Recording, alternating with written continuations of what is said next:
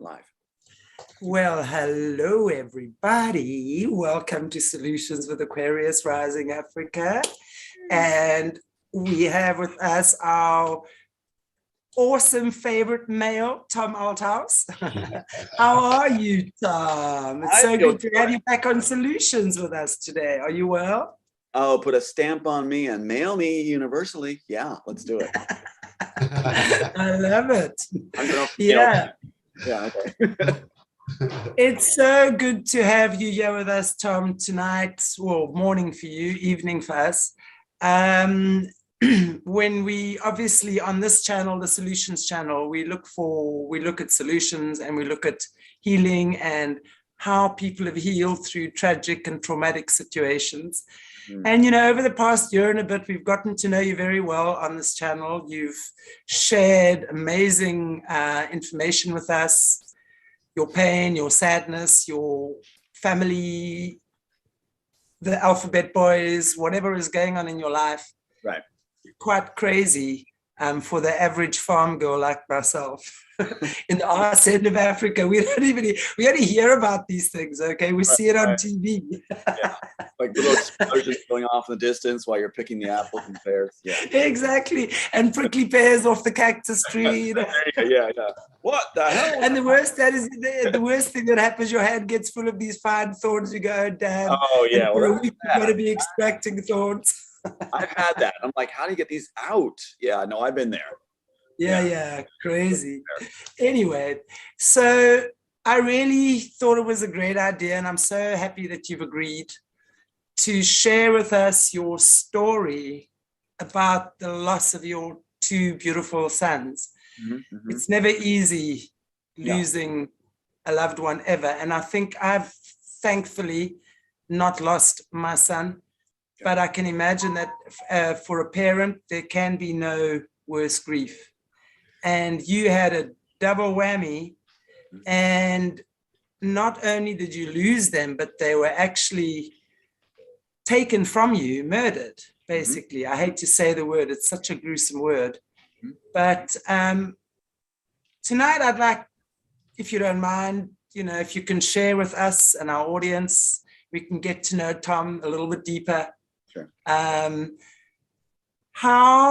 Tell us about your sons. Maybe just share with us who they are, when they were born, what they were like individually, and the loss. How did you come to terms with that? Did you have regrets? Would you do things differently?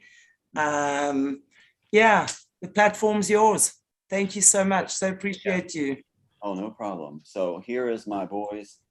You know, as a father or as a, you know, someone who's a mother that loses their children or, you know, goes through something like this, or even they're not around anymore. Maybe they've moved on or there's been a disagreement in your lives. You know, I want to talk to you too. This is how you remember them. This is how you remember them.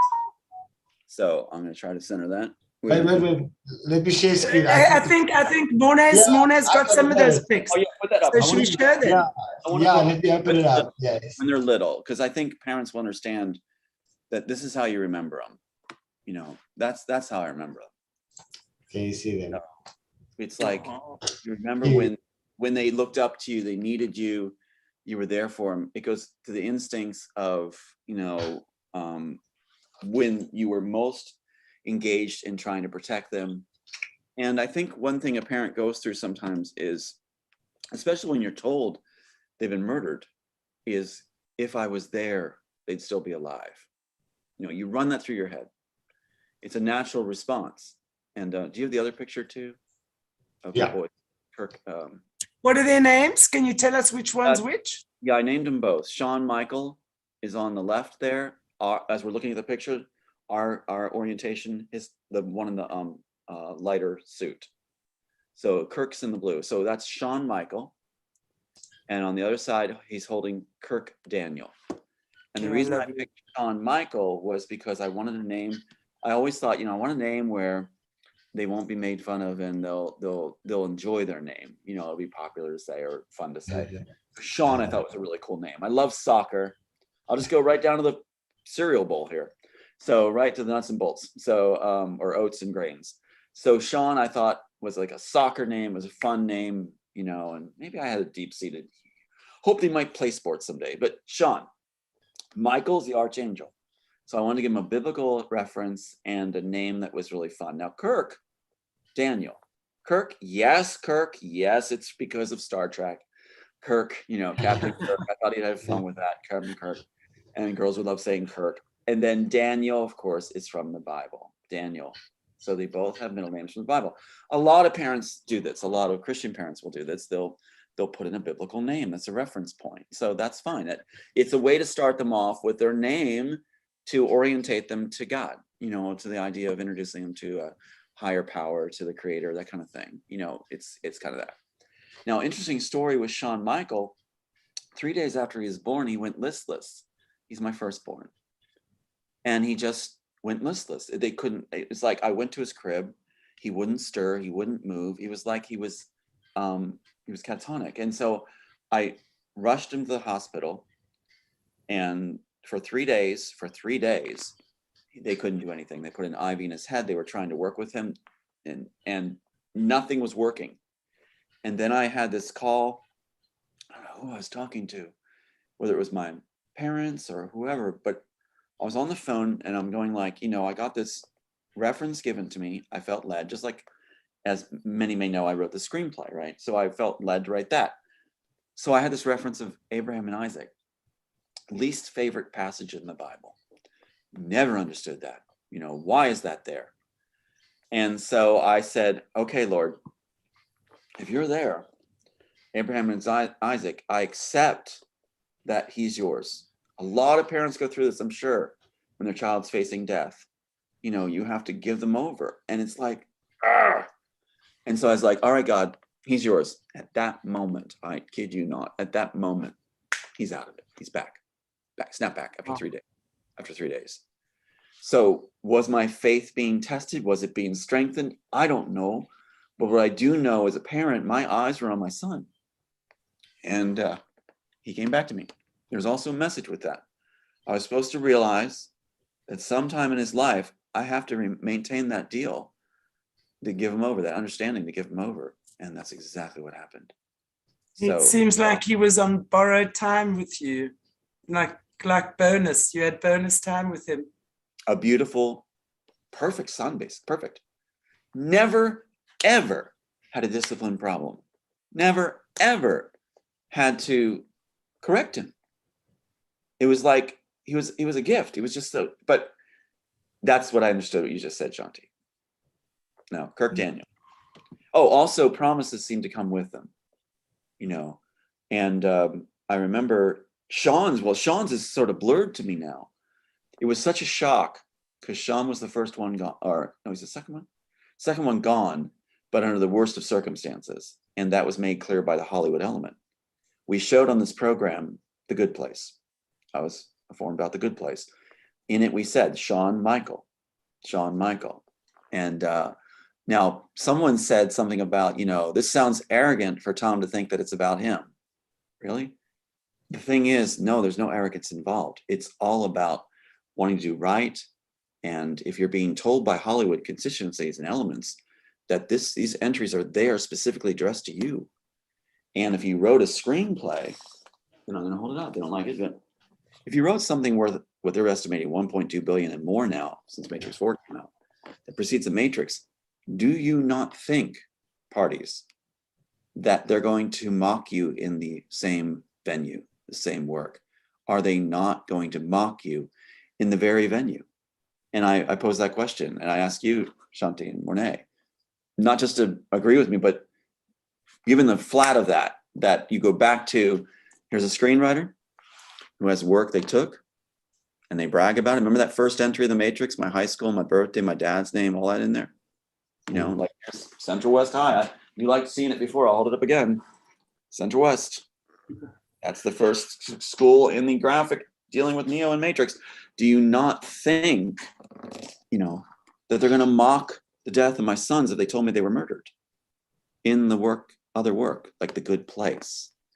And one player, what they did was they said, and I'll get on to Kirk in a second here. They said, well, October 14 means nothing. That's the writer's. It takes 2 minutes to find out 2 films and a book to see. 2 minutes, that's fast research. I'll give them that, fast research. I don't even know if our team could do it that fast. That's fast. Kudos to you, buddy. But the thing this troll's saying is, you know, October 14 is a lot of things. Yeah, but the graphic says October 14, 1982. That's his exact birthday. Sean was born October 14, 1982. And the main characters in The Good Place that is talking about it is Sean and Michael. His name is Sean Michael, born October 14, 1982. You have to be a moron. I'm sorry, but you have to be a moron in order to say that an award-winning scriptwriter who wrote the piece that they put the Matrix information in is egotistical for saying that they put a graphic that has exact birthday, October 14, 1982, and Sean Michael, his exact name as the main characters, in a place where the train station is the only way in and out, where you have an architect named Michael, has a silver pen who's actually evil, and that's made before Sean's murdered and released after he's murdered. I'm sorry, but you have to be a moron to question the father's motives, who's the actual author. You have to be a moron. I'm laying it out. Or very cruel moron. Let's get it together. I'm just laying it out. You have to be. So the thing is that, yes, I love my son. He was born October 14, 1982. His name is Sean Michael, and they put all that information, including his favorite game, in that same scene where they released it. Now they mock that. The trolls will say, well, the favorite game, that means nothing. No, not when it's the heart and soul of the father, where they played a game that's, what's that? What's that? What's that? And that's in that very scene, illustrated. It doesn't belong in the story, but there it is. And yes, The Good Place, by the very Universal, the one where I was giving my materials right to Robertson's group. That's great. Right to them. That's where they're putting it. Wake up, people. I know you, Mornay, get it. But if we're talking about my sons, I'm going to honor my sons if they are threatened and harmed because of a film industry. That's a cabal. And people are mocking that or suggesting it's ego. Then I'm going to fire back when it's my sons. You've touched upon sacred ground. And I'll defend any parent out there that loses a son or daughter.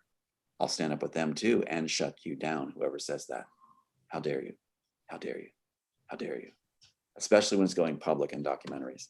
I'm actually going to be putting troll information into a hall of shame to reveal so they don't hurt other people. Opinions can be very harmful if they're not really opinions, if they're beating down what is the truth that is needed to free the kids. How dare you? How dare you? That comes from I the think father. that's a great idea, actually. I mean, I think that's something. Yeah, and that goes for my friends like you guys. That goes for it. I am tired of seeing people who speak the truth, who have a heart of gold like you both, and getting calls saying, oh, I'm not even going to say it. The worst thing is you can say when I look at the heart of gold that you both have, and I look at the work you're doing.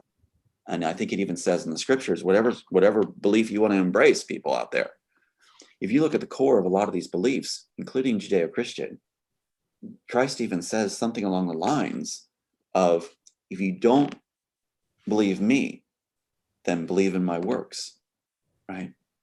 And so I'm holding up a script. I'm not Christ, but I'm holding up a script as a father who loves his sons dearly in their memory. Don't question it, people. Even if you're a troll, give it up. It's over. So that's Sean Michael. Now he's supposed to be, somebody who had brought people to God and things like this. He had a promise, a very strong promise.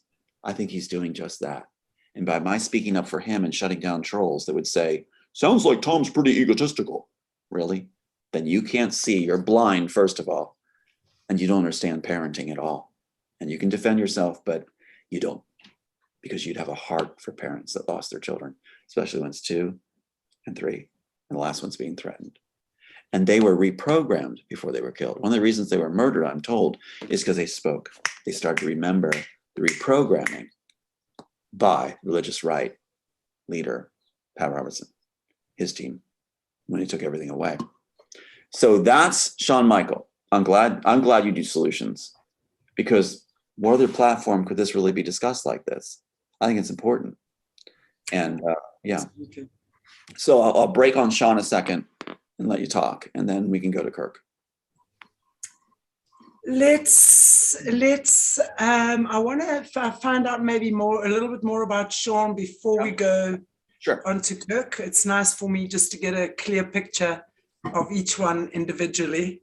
Tell me what he was like. What did he enjoy? What was he like at school? You know, what were his cool things he did? He was an A Where student. did you guys connect on? Everything, basically. He called me the silly dad. So I was the silly dad because I wanted to have a happy life. I didn't have that. You know, I still have the scars, and I still have the broken nose, and you can see it's off the set. And then it's like the jaw, it's messed up, the teeth, hit in the face, hit in the gut, hit over the head. There's a ridge here from being hit with a cast iron pan. Sure. And things like that. So I had the trash beat out of me by my brothers, by my parents. And the funny thing is, they said the reason I was given that was because I looked too good. Can you believe that? I looked too good. That's not bragging. It doesn't make me feel good to say it, because that's what made me feel a lot of pain, a lot of suffering. So I think I paid the price to say that. And plus, being older now, it doesn't matter. But the blue eyes, the dimples, and I was told at one point, what, do you want to be a doll? No, I just wanted to be a kid. I just wanted to live life, and I was a good kid. I was the kid that did not do something bad. And still I'm hauled down to the game room, and my brothers were allowed to beat the trash out of me. They took turns one by one, and I had to stand there stoically. And I had to stand, and it'd be 3 a.m. And Jack comes up, who's with Disney and Spielberg now, totally roped in with them. Would come up and, bomb in the jaw, just right across, boom. And if the hand got tired from the taking turns, they'd use something else. And so you could imagine there was a lot of damage, still is a lot of pain. This will freeze up with pain from injuries. Why, Tom? What was the purpose of that? I was told I was second born, and second born, a certain parent didn't like that idea because she had been firstborn, and the second born in her family had been favored. And so she was kind of getting even on making the firstborn, Jack, who's now with Disney, contracts and trying to wreck his brother now for great rewards, who became basically the bad seed, just a monster. He was firstborn. He was kind of sickly looking and frail. So he became this bad seed. And so I was secondborn. So therefore I looked too good, was told, that I was going to receive the blunt of what happened in the early years of that party's life. Well, I would love to actually, maybe in another show, I would love to go into more detail around that as well, because I think healing from something like that as well is quite a journey, to be able to come to terms with all of that. Honestly, I have so much respect for you survivors and you overcomers. I honestly do. How you guys I say this all the time, and I'm sure you and the audience are sick of hearing me say that, but sorry for you guys, because you're going to hear me say that 1,000,000 times more. How you guys have come through what you've come through and still be sane. Never mind have love in your heart, have compassion, have caring for other human beings, because you've never really had any reason to trust humans, have you? No. You've never had a solid foundation of a parental unit that you can fall into. Mm-hmm. I mean, that's the wild thing, is that the opposition or the cabal uses that very thing to claim you're evil. And that's so stupid too. That's where people need to watch their opinions also. Because at 5 years old, I decided at 5, I don't want anybody to go through what I'm going through. I know it's not right. I formulated enough understanding to say this isn't right. Person's not well at this point. And if I ever get bigger, make it through this and survive, I'm going to do good and help other people. They don't have to go through it. That's a decision point. You can't say that somebody, because they have maybe an alcoholic father, is, okay, so he has an alcoholic father, so he's going to be a bad alcoholic himself. That is a stupid line of thinking in our society. No, maybe the alcoholic father's son decides he's never going to be like that father, to be something totally different, to help others that go through it. And that's where I'm at. Absolutely. And so my brother and I went separate places. He went totally evil. I went totally, and we're polar opposites. Absolutely. absolutely. And then they use that to say you're crazy. Pat Robertson actually used it to try to use it to his advantage, writing a letter saying that I was dangerous and crazy with a gun because I had been abused as a child. What? Where did that come from? And so that's what a lot of survivors, I think, that people need to realize is a lot of us have dedicated ourselves to seeing it through. And then we go through a very dangerous period where we may make it into adulthood, survive, live, actually, scars, broken nose, things like that. But we may make it and do good. This piece right here, why is it written the way it is? Why did Hollywood get so excited about it? It's that very thing. It's that 5-year-old growing up, turning work around that can reach a world. Has it changed the world? Did Matrix change the world? And was it ripped off at the same time because they thought they could take advantage of a person who had been abused? And they bring that up. So what they do is they figure if they take your sons, they'll push you over the edge and make you become what they projected you to be. See, that's exactly what it's about. Now look at Minority Report with Steven Spielberg, who has my brother in tow for minuscule rewards, who's supposed to take my place as the claimant for my work that I held up. That's why he's there. They actually figured in copyright theft, take a brother and buy him off and give him great rewards, turn him on his good brother, then give him a cheap novel to write. It's horrible. It's like he served plastic eggs. And we're supposed to say, this is good. He's going around to little high schools and doing book signings with little girls because he's a pedophile. Yes. Using the church as youth leader and things like that. Yes, he's a pedophile. He posts pictures that show it, but they think they can use the church. And so here he is. He's supposed to be claiming, if anything happens to me where they haul me away in a 302 like Minority Report's about, or if they just take me away, kill me, then they're going to give Jack Althouse credit for my work and say that I took it from him. See the play? And then it's not that Warner Brothers or Disney or Universal stole the work, it's Sony. It's that they helped the brother who actually gave the ideas and were taken by his mean, evil brother. And they're saying the evil one now for me. So the evil one took it from brother Jack, and now they're restoring it to Jack. And so what did you say? Oh, now that Tom's gone, what? You wrote it for Disney? You wrote it for us? You wrote it for us? Disney, Universal, Warner Brothers? It's not a theft then. Nice strategy, Mike Lang of Disney. Nice strategy, Michael Eisner of Disney. Nice strategy, Joel Silver of Warner Brothers. Nice strategy, Steven Spielberg of you're your own universe and you think you're God. Nice strategy. It's not going to work. Not going to work because you have insiders that tell me. So that's what's going on is you've got this use it system where so many people have been abused severely. And you always come to a crossroad, a decision point, maybe at a very young age like I did. Which way are you going to go? How are you going to dedicate your life and your heart? Mine was to so much to good that even when I got tested, the doctor wasn't bought, but afraid to make the report afterwards because she was contacted not to do it, said tremendous empathy, rose-colored glasses too, that I always saw people as good. I had to choose to see that there was good in people in order to survive, and deep-seated, that I believe everybody has good in them. Now I changed that opinion. Now after I saw certain comments like he's egotistical or things like that, or the October 14 pulled away from the birthday and supposed to said like, see, he's a fraud. Now that I see that, I don't think there's good in everybody. No, I think there's some people that are just plain wicked and rotten and horrid that they would take on a parent, and that's the meter. Would they take on a parent who lost their sons or daughters? Then you're in the horrid category. I don't think you're a good person at all. I think you're bad to the core. You can't be saved, basically. I don't think they can be saved. If they've chosen that bad, they're gone. I'm not going to deal with them. Now my circle is those that actually have a heart, compassion, creativity, and are worth talking to. And that is a change for this man as an adult. As a child, I had to shed that system of belief where everybody had good in them. I don't believe that anymore. I don't believe everybody has good in them. I believe there's some real baddies out there, and they'll make some opinions and comments that show they're bad. And I don't want to hear their arguments. You made it. You did it publicly. I think that definitely, I think that comes with the turf. It is. It does. On this platform, that's for sure. But I want to just get back to your son, Sean Michael, if you don't mind.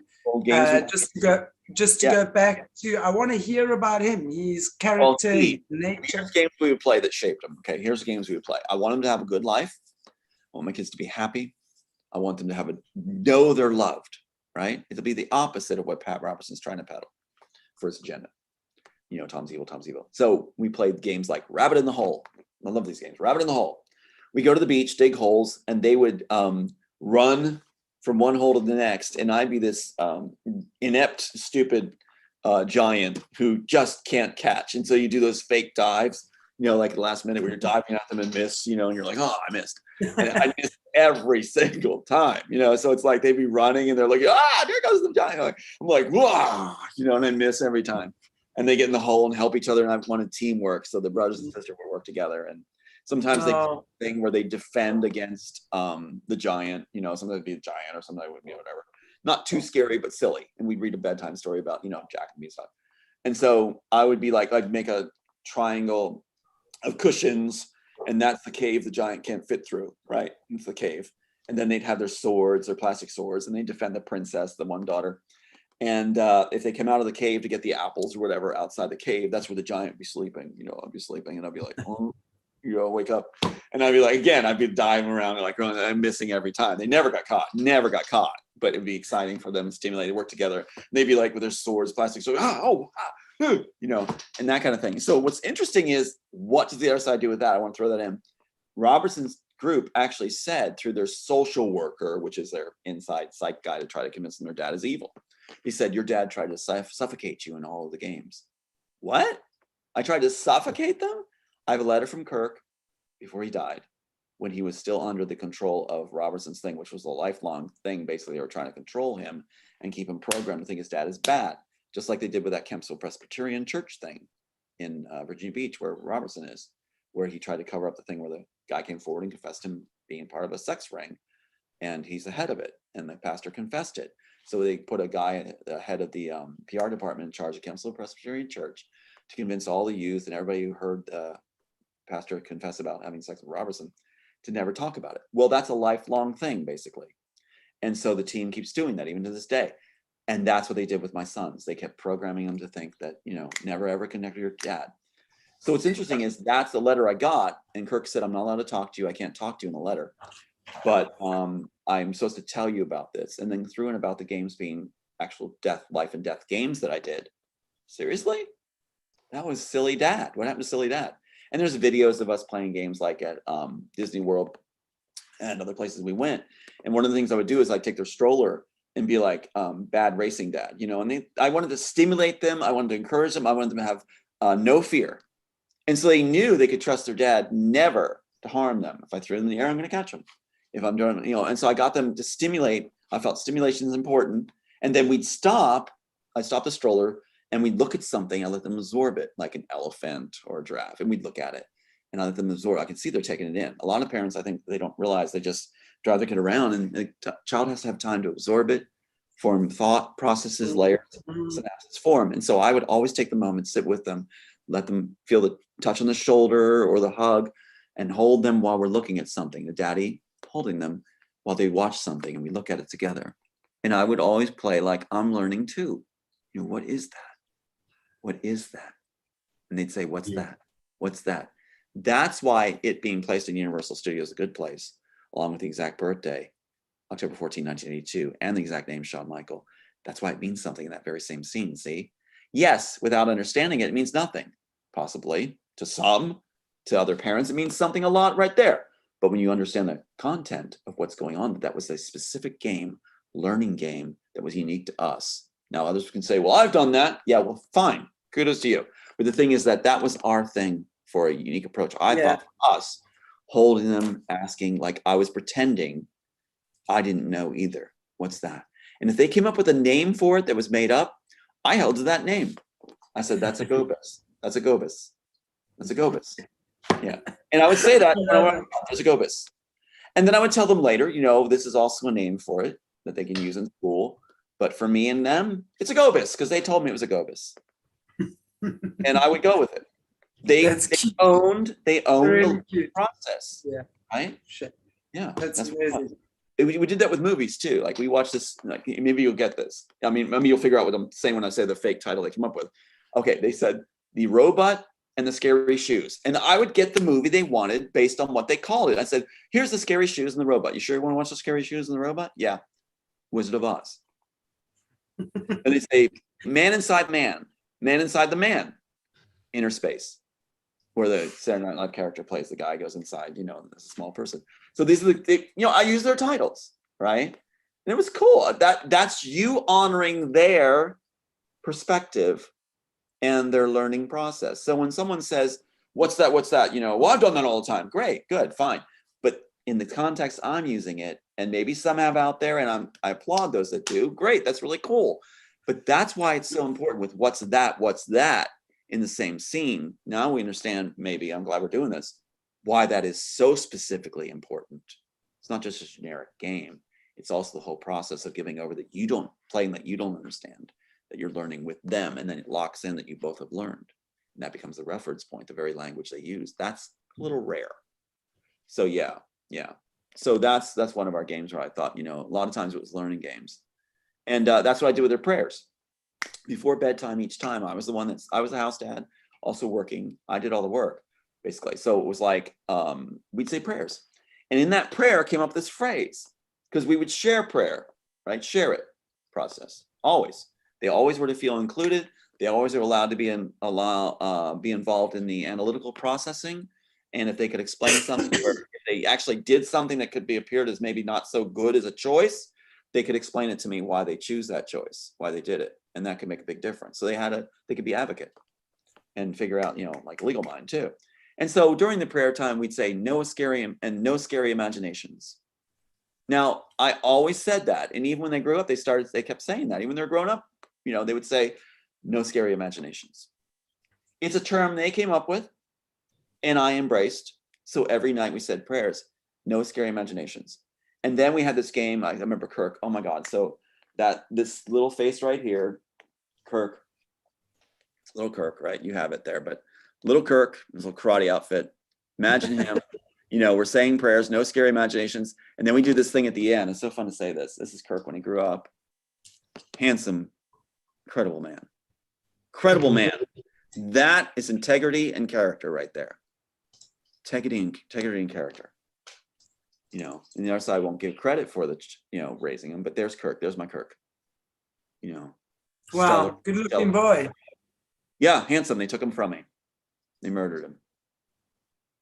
And they drowned him in a lap pool because that's a Masonic death.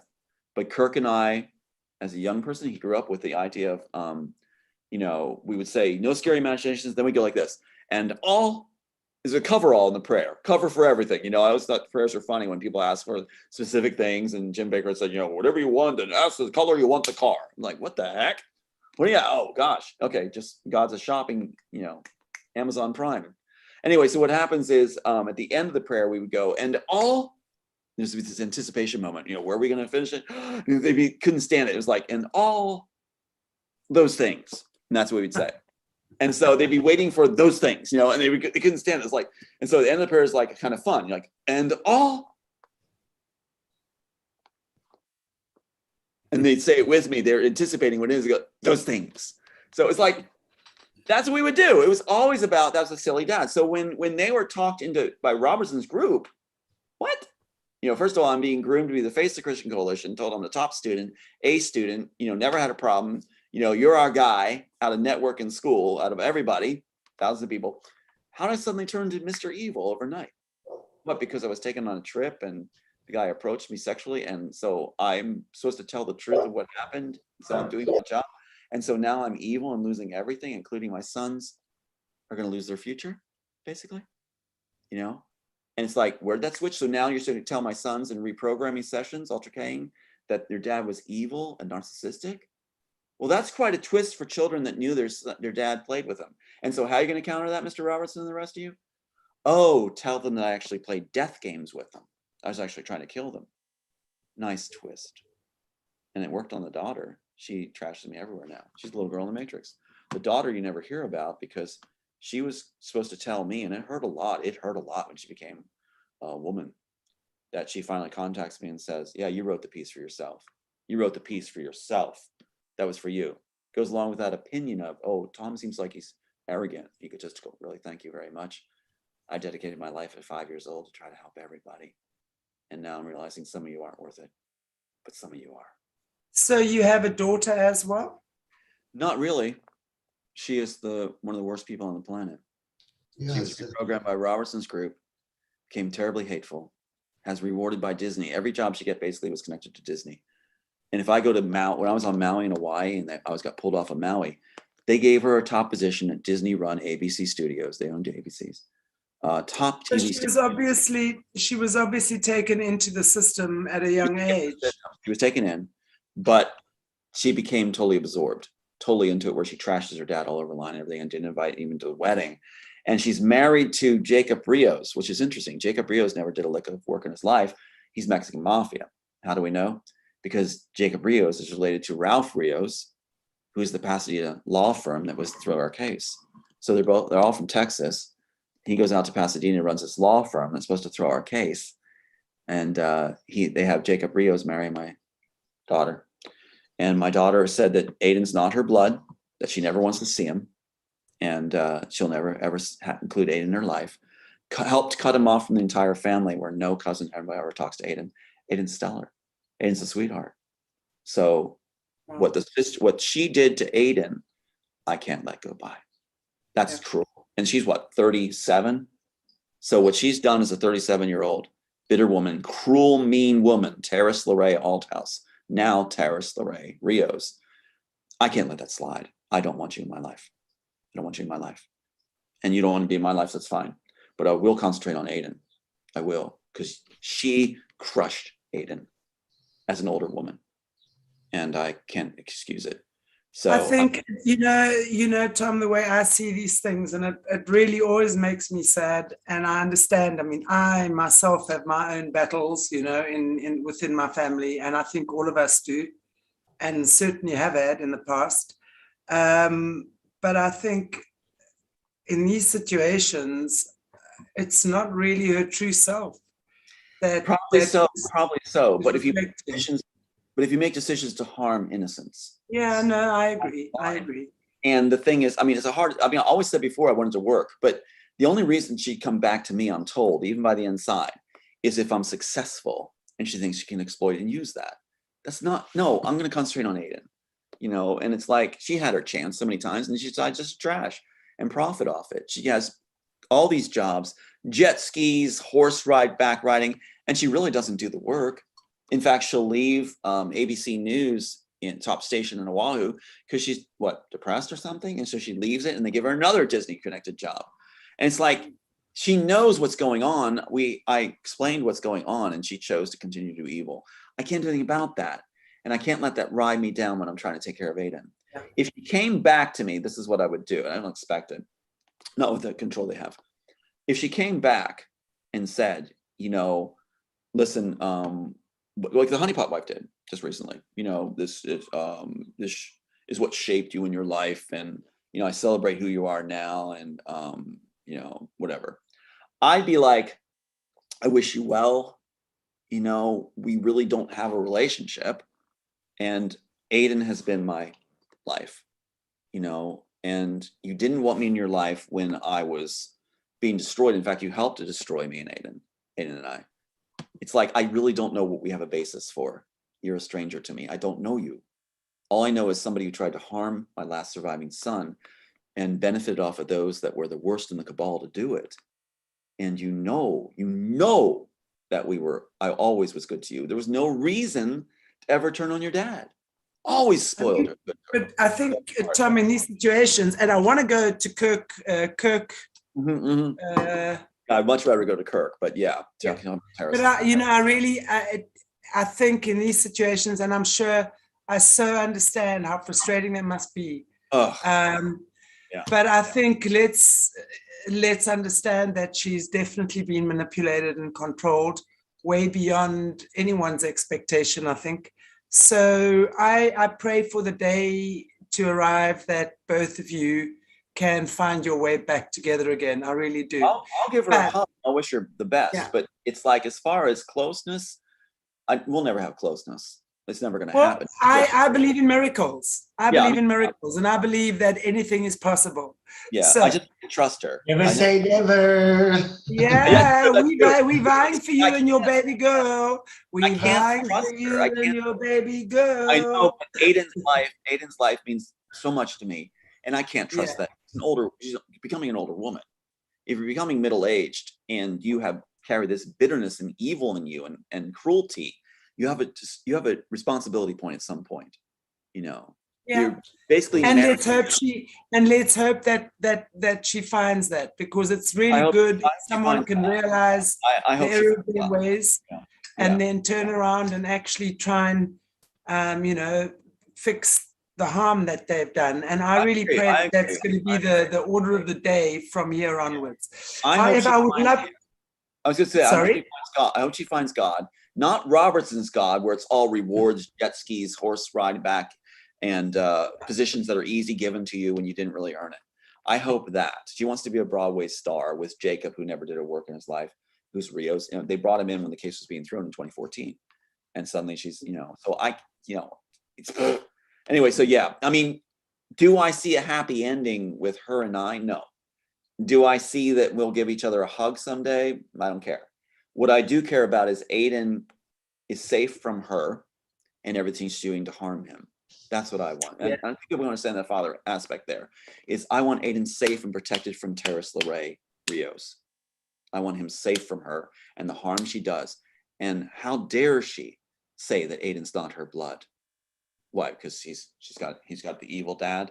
Come on. Programming, dear daddy, programming. Yeah, well, so let's see that there is a difference between your daughter, the spirit of your daughter, and the entity that's exactly. Because inside was that little girl. I grant you, inside was a little girl, and that little girl had said to me, "Daddy, you know, never give up. And if the judge says no, you keep trying." That was after she had the trash beat out of her by her mom.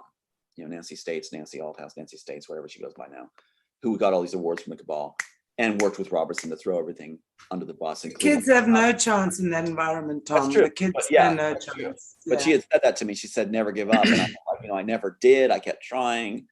And it's hard. You got to look at a parent situation where they're trying to protect your children and they're being murdered and you're being told they're murdered while you're being mocked online by people's opinions. And it's like, you know, and you're trying to honor their life. It's a nightmare. You know, it really is a nightmare. The worst thing. Let's talk about Kirk. Let's talk about Kirk. I want to hear about Kirk. Yeah, I'm going to give Kirk, but I want to say one last thing.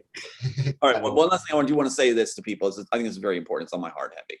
Yeah. People that make opinions and that they're saying like egotistical things like this, people that make those opinions, you're doing worse than the cabal. You're doing worse than those that are pedophiles harming children underground. You are worse than any of them with your opinions. You're doing more harm than those that are swinging the swords.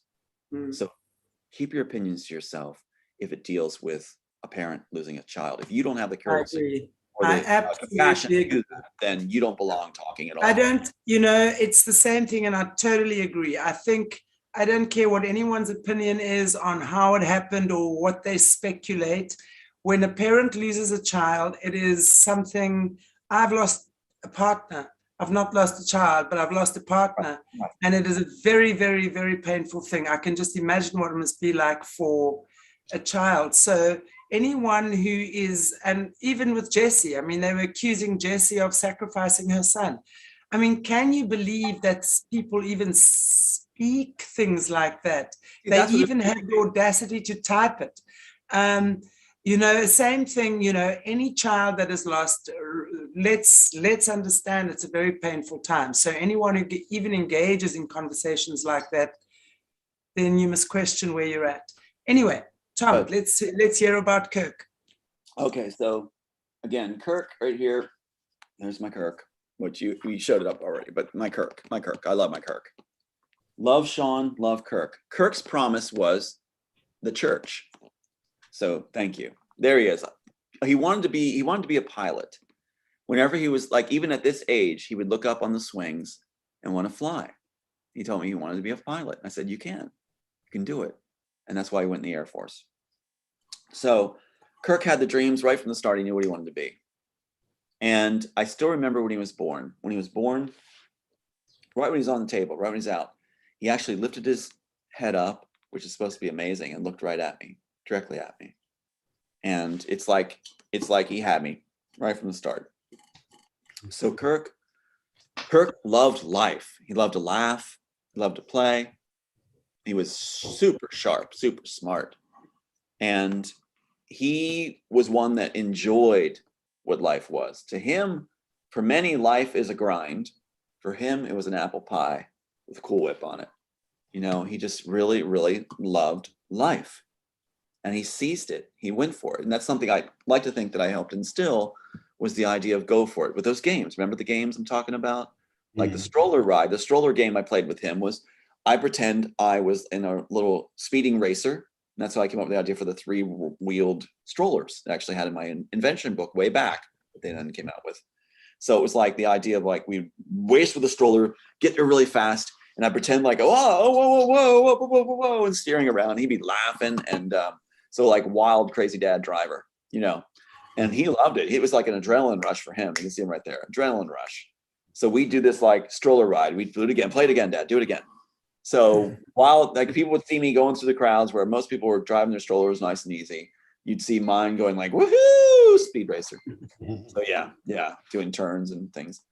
Anyway, sometimes I even pick the stroller up in the air like it's flying and then land again. So I can see where the airplane thing comes into mind.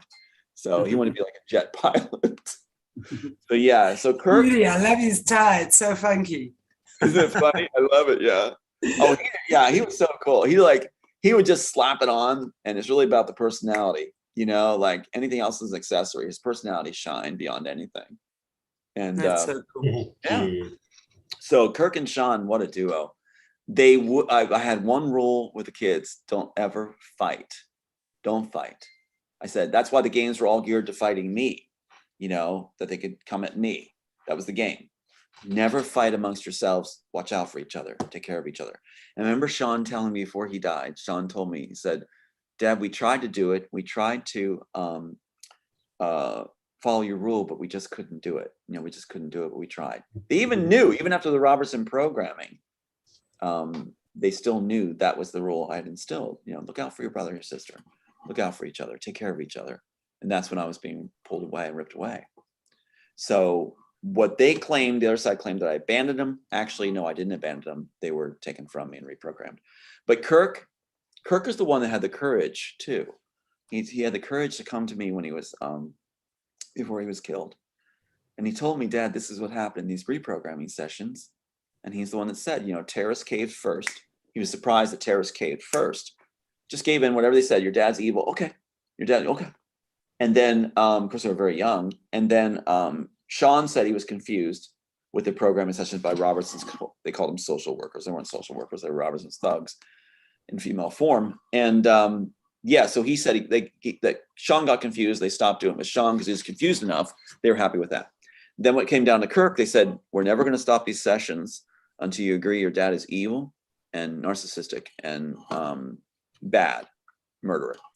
And so he said, Dad, I pretended to agree with him. I pretended, but I always knew you were good. Always knew you were good. And that's why he sought me out. So he seeks me out and tells me that on Maui.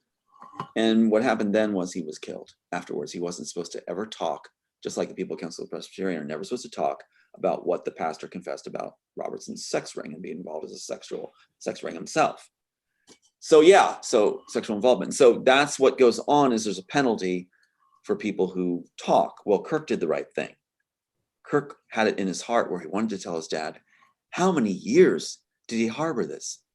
Where he couldn't tell his dad, Dad, I pretended to say this so they would stop. I pretended. Finally, that's going on when he's 5 years old, 6 years old, 7 years old, and he has these sessions, and he's now 24, 25, coming to me and saying, Dad, that's a lot of years to wait to be able to tell your dad you were supposed to hate him and pretend he's bad. And finally gets to. So that right there talks about his character. He had to deal with that. And finally he tells me, and he paid with his life. He paid with his life because he told his dad. His dad's not so How did they take him from you? How did they take Kirk from you? Masonic death. Masonic death. At that point, I was recruited into the Masons. It was one in Maui. Right at that very moment. And it was CIA operatives that were recruiting me. I didn't know that at the time. When they came up, they said, like, Lauren, I'll give the name, Lauren Holmberg, Paul Westerstein or something, Paul. Anyway, Lauren Holmberg, one that gives me all these different gifts and things like this, was one he said that I brought you into the Masons because we're going to give you information that's going to blow your mind. Also, we're really fans of your work. We're thrilled about your story, and we want you to tell us about it further. And we'll be your mentors basically in having you fast track through the Masons to a Grand Master. And in the meantime, we'll tell you our stories. They were recruiting me. The Masons was a vehicle to recruit me, because there's 12 different families on Maui, they said, that were in the CIA, and they each basically are artists. Rock band art. One was a European rock band guy. Came to me when I was lifeguarding and told me all about this. One was Lauren Holmberg does artist gates, the big gates on Maui, the big gates in front of the homes can't be negated. African exports and imports, yeah, because that's where it was operative too. And so what happens is they all said they want to write books about their lives, but they were fascinated by my story. It tells you the feeling of the cabal, that they were very much using these different things like Masons and stuff like this. And then they're supposed to pull the rug on you. So they recruit you and pull the rug. That is the formula, part of the playbook people need to understand. They recruit you, groom you, just like Robertson, just like CIA, just like the FBI gave me that card. Please extend every courtesy to Tom Althouse, which is going in the documentary, over dinner with the heads of the FBI. They recruit you, same time as being recruited by Robertson's group. They gave me that card and dinner. So they recruit you, then they pull the rug when it's most optimum to do that. Get you comfortable, get you set up, and then make you fall. And that's what they did to the Masons. They tried to blackball me, literally blackball. You vote with a white pebble and a black pebble. And if you get the black pebbles, you're a traitor to the Masons, you're out. Well, one of the brothers inside, Christopher, contacted me and said they're doing this and was able to short circuit their plan. Next thing, Kirk's dead. So Kirk was murdered, and they did it in a lap pool on a air base in Japan. And what they did was they claim that, there would be an investigation, Stars and Stripes. No. So they're claiming that he drowned in the shallows in a lap pool. What, he's 26, expert swimmer, diver, honorably discharged from the Air Force. How would he drown in a lap pool? That's not Kirk. And that's a dishonor to his name to say he did. Where's the lifeguard? Military base cameras, where's the lifeguard? How'd the lifeguard leave with a patron in the pool swimming? And claims that he's claiming that Kirk said he's going to hold his breath underwater, and I knew you'd be fine, so I left. You left? You left your post on a military base, and a patron drowned in a lap pool? And where were you that entire time for him to drown? What, you just decided to leave and get some snacks, chat with the ladies, and then come back? He's dead in that perfect time frame? He was murdered. He was drowned underwater by military personnel that were connected to the CIA, FBI. It was done as a hit, a Masonic death, because in the Masons, the thing that you're told in the Mason ceremony, a sword is put against your bare chest. You bare your chest, and a brother in initiation puts a sword point to your chest and holds it there. And then you have to speak the vows about what will happen if you're a traitor. And what's the traitor vows? That if I should ever betray the Masons, what happens? You'll die disemboweled a cable's length from shore in the shallows. It was done on purpose. Kirk was killed actually doing one of the things he loves, swimming, diving. Well, he's swimming in a lap pool. Yeah. On a military base with cameras, safest place you can be, basically, unless the Pentagon doesn't like you anymore. Kirk was considered a traitor. Kirk was considered a traitor for telling his father what happened with the Robertson group. Robertson is well connected with Disney, FBI, CIA, Pentagon, because his daddy was a U.S. senator. And that's how Robbie got all his money. Well, actually not Robertson. His name's Marion. Marion M.G. Robertson is actually Marion Robertson. Not. I'm just gonna, Tom, I wanna it's 6:00 here. I'm gonna have load shedding. No, I'm gonna have load shedding in a minute. So my computer's my Zoom's gonna kick me out, but I'm gonna come back in again. So I just want you to continue talking. But what I'd like to maybe just ask you the question, because it's probably going to kick off while you're busy with the answer. I'm trying to hold on to the question. Go ahead. Is I want to know, how did they take Sean from you, and what was the situation with Sean? Okay. Do you want to answer that when we get back on, or right now? No, you can carry on. Carry on. Well, I'm told by one of the contacts, Hollywood contacts, a friend of mine. She said that Sean died the X-Files death. So this is related to me. X-Files death. And what that is a snowplow. What's the likelihood of a snowplow killing my son when the driver's not identified in the article, not identified at all. And how is it that my son's SUV or sports vehicle is on the other side of the road and it's dented in on the passenger side, but it's instant death? He was killed by the police under the orders of the FBI, the police hit squad, where it was like he was killed in that car. And then what did they do to Kirk and Sean? Cremated their bodies. What they say in the movies, cremated bodies means what? No evidence to be seen. That's Men in the High Castle. They're cremated, so no evidence will be seen. What happened to, what was the person we just heard about? I just heard about. Their body was cremated because they didn't want to see that he was actually hung. And so what goes on is X-Files death, and the X-Files, them notified and told about. I have to know, they want you to know that you have shock value. And that goes back to Minority Report with Steven Spielberg, why they say Sean would be killed. Tom Cruise's character has the son Sean, and his name in Minority Report is Captain John Anderton. Captain John, my dad's rank and name. And the pre-crime that Spielberg's illustrating is that the son Sean is killed, therefore the dad's going to commit murder. Therefore you put him away before he does it. Tom Cruise's character is supposed to be put away before he does it. And that's exactly what Spielberg had done in 2002, predicting that Sean would be killed and that Tom would be put away, my dad's name, rank, everything, for pre-crime. And that's what they did. They hauled me off with the SWAT team saying I was going to commit pre-crime. I was going to kill murder because Sean was killed. So Sean's killed with this X-Files death, snowplow, and they let me know it. They want to make sure I know it, and to make it more impactful and create despair. They always let you know what they've done, but they still maintain a plausible deniability with trolls that will say, oh, that's implausible, he's making it up. That's supposed to make it worse for the grieving parent. That's why I said those that give their opinions are worse than the cabal, because they are being the tool for the cabal. Yeah, absolutely. Yeah. That's that.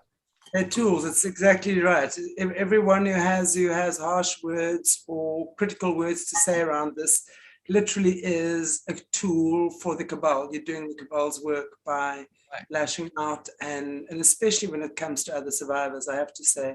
That's right. Okay, so, go ahead. But I wouldn't. No. Okay, I'm just saying it's 6:02, and again, the electricity could go off any minute, or it could not. I'll rip it out here real quick if we have it. Okay, so Spielberg does Minority Report. Does Sean is murdered, Tom Cruise's character. His son Sean is murdered. Therefore, he's going to be hauled off like I've been taught like 6 times already with a SWAT team as a 302. It means you have to be that you're going to commit suicide and commit murder. I would never do those things, but they have my sister paid off to say that. So Spielberg puts it in Minority Report. Sean is killed. Captain John Anderton, my dad's name and rank. Anderton, the playoff for Anderson, our Scottish clan name. And that's what he does. He lays it out there before Sean's murdered. Good place, they have before Sean's murdered. They have October 14, 1982, his exact birthday, Shawn Michael, the main characters, and the game we played, which is very specific as I described. I'm glad you allowed me to describe it. Also, Spielberg doesn't stop there. In Saving Private Ryan, he names the sons, fictitious sons that have been killed, that the dad lose multiple people, or the parent lose, woman lose multiple sons. Sean and Daniel. Well, Shawn Michael, Kirk Daniel. So Spielberg specifically makes up the 2 names for the movie Saving Private Ryan to be my 2 sons' names. Rest the case right there. And then if anybody pipes up and says, well, that sounds egotistical. Yeah, here's the piece right here. It's worth $1 billion, 1.2 billion and more right now. Of course, they're going to mock the author in order to help the strategist get the work. So rest the case. Yeah. They tell me these things and tell me the public's not going to go for it.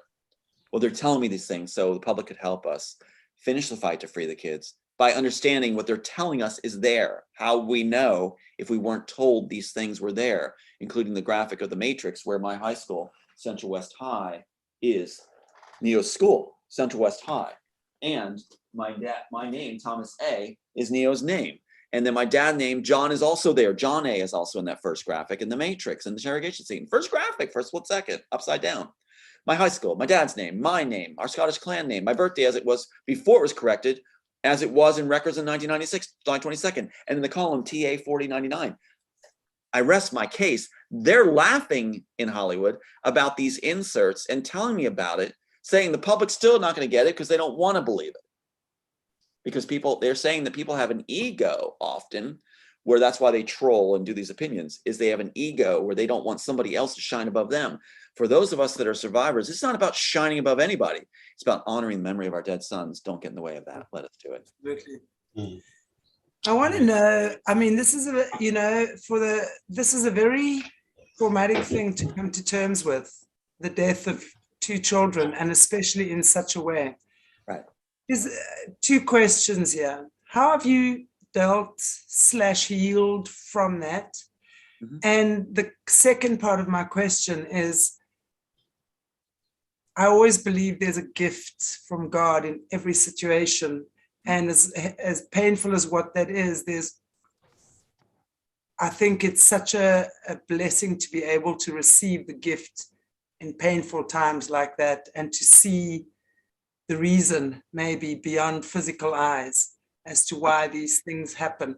So I'd like to know from you, have you felt that, seen that? Yes, 100%. Meet Sean and Kirk. They're right here with me. Meet Sean and Kirk. They're right here with me. And what you do is you create something beautiful out of tragedy, so others can have beauty in their lives, in the world. Make the world a better place, beautiful. And I do that with their blessing, I believe. So yes, I created this. This is a creation. You turn it into beauty. You turn something into beautiful things, and you offer that, and that is for their memory. Now, Hollywood's learning. So is the CIA, FBI, the Alphabet Boys. The rest are learning. Robertson's group, probably the slowest on the uptake. But the thing is that you're learning that compassion and beauty and love of all life makes it so that you don't fall into the trap. You don't fall into it with layered thinking. You don't fall into the trap of their despair pit. No, I'm very happy. I really am. Now, what did my brother supposed to say? Tom's miserable. He's not happy. That's because he's supposed to say that for Robertson and Disney's group. But no, I am. I love life. I got an amazing last living son, and he is incredible. And I celebrate all life. I look at each day when I wake up and go, I've got another day. And that's with SWAT teams that bang on the door with automatic weapons, telling neighbors, you know, you better get inside. You don't want to see this, which means there's going to be a bloodbath. They're telling neighbors, you don't want to see this because there's going to be blood spilled. And Aiden shows me these programs so that police go in with all this stuff. And when they're armed like that, the body cams, body armor, that means they're coming in. That's not just dressed for fun, like they're going to the ball. That means they're planning on blood. And what did the author do? Nothing, except try to help a world and make it better. And I'll continue to. And now I've got certain players going, stop doing interviews, stop talking. Why in the heck would I do that when Sean and Kirk are right here? I'm not going to do that. So I'm not going to say, sorry, boys. I'm going to say to them and to Aiden, Dad's going to finish the job. Dad's not being a silly dad anymore. Dad's going to hit it out of the park. Dad's going to finish this job. And thank you for being there with me. And you guys are worth it. Beautiful. That's really beautiful. And I can so identify with that, Tom. You know, I've also lost a partner very close and also being murdered. And it was that thank you. It was that turned me onto the work I do today. And, you know, that's the catalyst for why I do what I do, you know, and the same thing with the kids stuff that we do. It's come from someone else. These gifts have been born out of the pain of loss, and that has turned into the joy of giving. And yeah. And like you said about Jesse and my situation, we're both being told that we're at fault for the death of our children, that we sacrificed them. Sophia Stewart, the one that, you know, they brought out of USC to be the first claimant for my work, you know, and is in-house at Warner Brothers. You know, she didn't write anything. She wrote Third Eye, 33 pages of nothingness. But the thing is that what actually is happening is she's claiming, and I taped these calls from her, she's claiming that I killed my sons. Just like Jesse's being accused. No, I stand with my sister in Christ. We have been put in a situation where they're trying to do this. Anyway, yeah, trying to turn it on us. No cheating. All right. Yeah. Wow.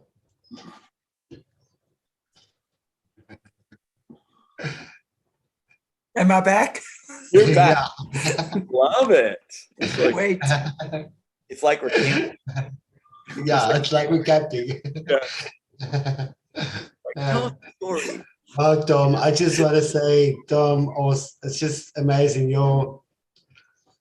And I think it's that creative genius inside of you, because when you're so connected with your creativity, you're connected with God, because that energy just flows through you. And like everything in life, you can either go left or right. I mean, like anything, it's like with any programming, with anything everybody gets, we all get the same, maybe not the same extent, but we all get the same, how to say, dishes. Right. And we can either decide to go that way or that way. And it's just amazing how you shifted that and just stay true to yourself in the process, Mhm. true to your creativity. And it's amazing how, and I see it with people as well, when they go through such hardships, especially with our overcomers that's overcome, it's amazing how their spirit is just unbreakable because they've endured so much. And there's so much love and compassion for other things. So it's really amazing. And I just want to say thank you for sharing this story. It's really, I think it's needed. People need to hear this stuff. What's going on, really? And yeah, anyways, thank you. No, thank you. And people need to realize we all belong in the field right now. We all need to be out there working for a better world, and take responsibility for what you say, for the opinions you give. Yeah. And God bless those that give encouragement to all of us that are striving right now to make it a better world. Thank you for the encouragement. Thank you for the love. And a word for others is watch your opinions. Watch your opinions. It's not about opinions. It's about, it's like you're going to knock the hoe out of the person's hands when they're trying to sow for food for the people in the world. Are you going to try to take the book out of their hands when they're delivering something that might just wake people up and have a world come together? Are you going to knock the podium over with the person speaking that might just have the final words to get us all galvanized and together to be in harmony? It's like, keep the opinions to yourselves. If you don't have something good to say, stay out of the mix, and we'll finish the job without you. So it's like, yeah, I think it's very important these days, because right now that's the whole goal of the cabal on the other side, is the last ditch effort to use us against ourselves, against the team. It's like, let's still stand up for each other. Even if we differ on different opinions, let's stand up and finish the work. Yeah. Absolutely. Absolutely. Tom, thank you so much. I don't know if you can hear me. My internet is now seems to be stabilizing a little bit. As you can see, this is me load shedding. And no, I'm not being a witch with candles. Don't worry. This is what we do in South Africa. When our lights go out, we light candles, right? Don't worry. I'm not doing some witchy ceremony. Yeah. But Tom, thank you so much. God bless you for sharing. And I'm going to go deeper with you with more stuff. So we would definitely like to continue this conversation as well, because I think there's a lot more that we can be sharing with our viewers. And thank you for your vulnerability, and thank you for your strength, and thank you for being such an amazing dad to your boys, because I think I was just listening to some of the stories that you were saying. I think so many parents could take a page out of that book as well, and pass that on to their kids. Sure. So I say thank you, Tom. It's beautiful to have you as always. Yeah, beautiful. You guys Mornay, do you want to maybe just put the pictures of Tom's kitties up before we, just so we can show our audience the pictures Tom sent us. Thank you, guys. And if you haven't already, please give us a like, a share, and a subscribe. Find us on Facebook, find us on BitChute, Twitter, Telegram, Odyssey, all over the show. There we go, Tom's beautiful sons. Wow. Bless you, Tom. Bless you. All right, guys. Thank you. Beautiful boys. Beautiful. Wow. They're here. And, they are. Yeah, the other side, that's delusional. No, it's not. It's a father believing. And I have the right to believe that. And I believe it. Absolutely. Absolutely. Thank you guys so much. Thank you, Tom. All right. Okay, everyone. God bless you all. Take good care of yourselves. I'll see you back in about an hour with Andy Bond.